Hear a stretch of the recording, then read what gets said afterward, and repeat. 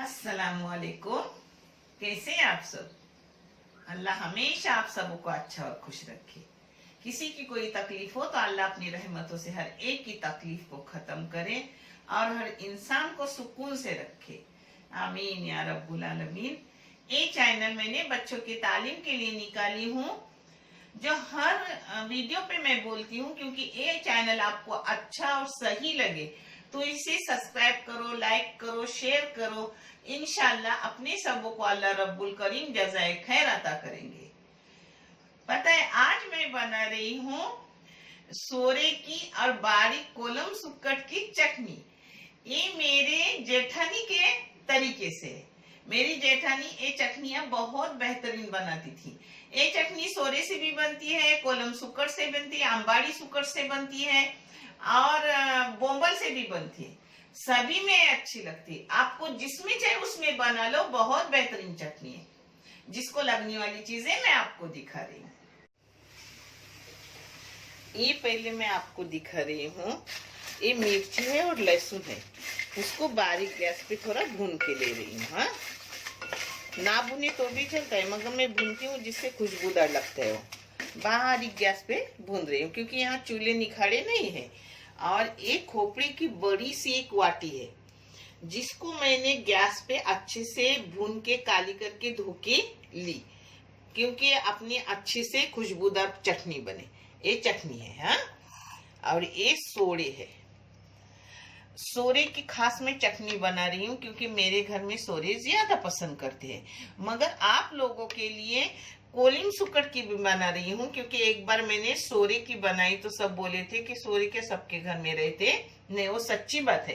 तो मैं पसंद करती हूँ कोलम सुक्कट की, यानी उसको जवला बोलते हैं, जवली की सुक्कट। उसकी भी करूंगी, इसकी भी करूंगी, दोनों करके मैं आपको दिखा रही हूँ। जिसके लिए एक दरमियानी साइज की 4 प्याज है, एक 12 से एक टमाटर है, एक थोड़ी सी इमली है, एक कोतंबीर है और ये 2 मिर्ची काटी हुई है। अब मैं आगे करते वक्त सब आपको बता रही हूँ।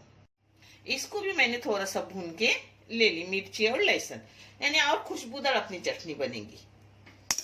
अभी चटनी मैं दरदरी पीस के ले रही हूँ और फिर मैं आपको दिखा रही हूँ। इसमें थोड़ा सा नमक डालूंगी, ज्यादा नहीं। ये देखो अपनी चटनी दरदरी पीस के हो गई। अब मैं बना के दिखा रही हूँ आपको हर चीज। पहले मैं बना रही हूँ सोरे की चटनी, जिसके लिए तेल रखी हूँ। तेल आप कम ज्यादा कर सकते हो। इसमें प्याज डाल रही हूँ। ये प्याज दरमियानी साइज के 3 प्याज है और एक प्याज का हिस्सा मैं रखी हूँ अपने कोलम सुक्कट के लिए, वो भी बहुत अच्छी लगती है।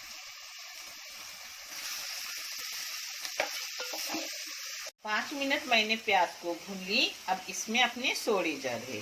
सोरे की पहचान ये है कि सोरे के ऊपर ऐसी एक तार रहती है, यानी वो खाद झींगे के सोरे रहते हैं। देखो, देखें। और जब मच्छी के सोरे बना के बेचते तो उसमें ऐसा नहीं रहता। ये ओरिजिनल अपने गांव के कोकन के सोरे, यहाँ भी ओरिजिनल मिलते हैं, मगर परख कर लेना पड़ता है। मगर मेरे भाई मुझे गांव से भेजते हैं, मेरी चाचाजाद भाभी मुझे गांव से भेजती है। अल्हम्दुलिल्लाह, अल्लाह सबके रिश्ते को आबाद और सही रखे। मेरे दोनों इधर के ससुराल मैके के दोनों रिश्ते अच्छे हैं। चटनी के नाप का नमक है, तो अब इस चटनी में जितना लगेगा उतना अपन ने डालने का।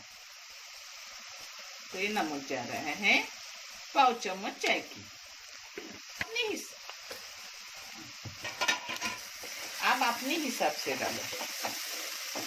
अब इस पर ढक्कन मार के मीडियम गैस पे 5 मिनट भूनूंगी। इसको ढक्कन मार के मीडियम गैस पे 5 मिनट रखी थी। अब इसको खोली हूँ, इसमें अब जो डाल रही हूँ आपको दिखा रही हूँ। ये 2 मिर्ची से मैं से 1/4 मिर्ची रखूंगी अपने कोलम सुक्कट के लिए। इसी में से मैं थोड़ा थोड़ा बचा के रख रही हूँ और आपको बना के दिखा रही हूँ। ये टमाटर में से भी थोड़ा सा टमाटर रखूंगी कोलम सुक्कट के लिए। ये है कोतंबीर, थोड़ी कोतंबीर अभी डालूंगी, थोड़ी कोतंबीर बाद में डालूंगी।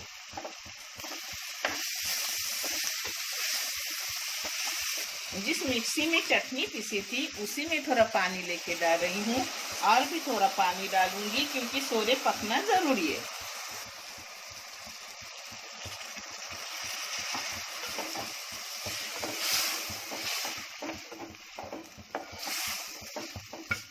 अब मीडियम गैस पे ढक्कन डाल के रखूंगी पानी सूखने तक। अपने सोरे को मीडियम आग करके रखी थी 7-8 मिनट के लिए। अच्छे से अपने सोरे हो जाते हैं उसमें। हाँ, अब अपना पानी भी सूख गया, एकदम मामूली पानी है, तो उसमें चटनी अपनी एडजस्ट हो जाएगी। अब थोड़ी सी चटनी रख रही हूँ अपने कोलम सुकट के लिए। ये ज्यादा इसमें डाली क्योंकि ये ज्यादा है। अब इसमें डालूंगी थोड़ी सी इमली।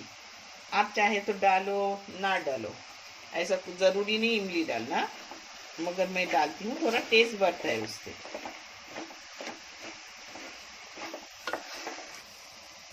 इसमें कोतंबीर डाल रही हूँ और 2 मिनट के लिए बंद करके रखूंगी और फिर आपको कोलिम सुकड़ बना के दिखा रही हूँ। बहुत बेहतरीन चटनी है। चावल की रोटी, गेहूं की रोटी, दाल चावल किसी के भी साथ अच्छी रहती है। ये पुरानी डिश अच्छी रहती है खाने को। अब 2 मिनट के बाद ये बंद करूंगी। ये 2-3 मिनट हो गए अपनी, बीच में एक बार मैंने चम्मच मारी थी। अब इसको बंद करके रख रही हूँ और अपना कोलिम सुकट ले रही हूँ चटनी बनाने। अपने कोलिम सुकट की चटनी बना रही हूँ। ये भी मजेदार रहती है, कोई फर्क नहीं पड़ता, मगर बहू हो सके सोरे पसंद करती है, बच्चे तो सब खाते हैं, इसलिए मैंने सोरे की ज्यादा की और कोलिम का थोड़ा सा की मेरे लिए।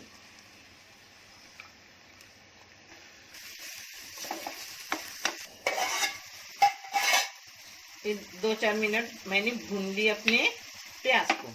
अब इसमें जाएगा टमाटर और मिर्ची और थोड़ी सी कोतंबीर। थोड़ी कोतंबीर ऊपर से डालूंगी और थोड़ा नमक जाएगा, नमक हंसबे जाएगा। हाँ, अब इसमें डालूंगी अपना कोलम सुकट, जिसको मैंने भिगा के धो धा के रखी हूँ। मैं सुकट, सोरे, बोंबल सब साफ वाफ करके थैली में पैक करके फ्रीजर में रखती हूँ, जिससे हमेशा ताजे मिलते हैं। और अपन बाहर रखे ना तो वो लाल हो जाती है। इसमें थोड़ी सी इमली भी डाल रही हूँ। कोलिम सुकट में पानी डालने की जरूरत नहीं रहती क्योंकि भुनने से पक जाती है। अब इसमें ढक्कन रख के 4 मिनट के बाद आपको खोल के दिखा रही हूँ। देखो अच्छे से अपने सुकट को दम आ गया।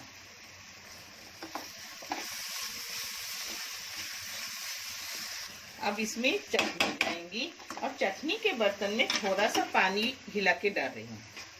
ये देखो इसमें थोड़ा सा पानी डाल, यानी चटनी और अपनी कोलम सुकट एक जग हो जाएगी। अब इसको ढक के रख रही हूँ 2-3 मिनट। ये देखो अपनी ये भी चटनी हो गई। अब ऊपर से इसको थोड़ी सी कोतंबीर डाल रही हूँ। अच्छी लगती है, आप करके देखो, आपको बहुत पसंद आएंगी। खासकर कोलिम सुकट की पसंद आएंगी क्योंकि मिलनिसार चटनी लगती है अच्छे से।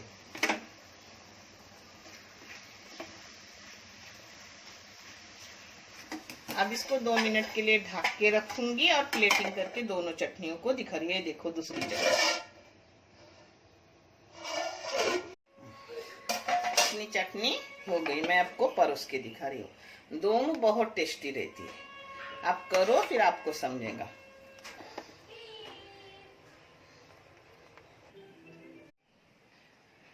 अपनी चटनियां दोनों हो गई, बहुत टेस्टी, बहुत मजेदार चटनियां हैं। आप भी करो और मुझे कमेंट करके बताओ आपको कैसी लगी मेरी चटनी। मेरे जेठानी की रेसिपी है, अल्हम्दुलिल्लाह बहुत बेहतरीन है। देखने के लिए बहुत सारा जज़ाए खैर। अल्लाह हाफिज।